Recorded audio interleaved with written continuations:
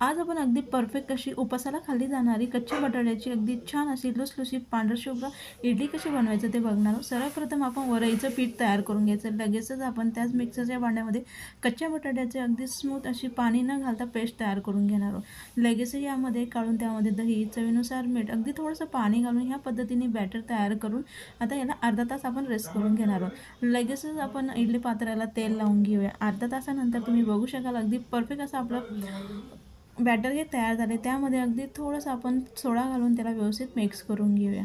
बघू शकाल अगदी छान अशी उपासाला खाल्ली जाणारी अगदी झटपट पद्धतीने अगदी परफेक्ट अशी आपली इडली स्टीम करण्यासाठी साईडला आपण ह्या पद्धतीने आपण इडली पात्रामध्ये 10 मिनटं याला स्टीम करून घेतली. बघू शकाल अगदी छान परफेक्ट अशी आपली जाळीदार, मऊसूत आणि अगदी पांढरशुभ्र अशी आपली उपासाची इडली ही तयार आहे. रेसिपी आवडली असेल तर नक्की लाईक करा, शेअर करा, कमेंट्स करा आणि चॅनलला सबस्क्राईब करायला विसरू नका.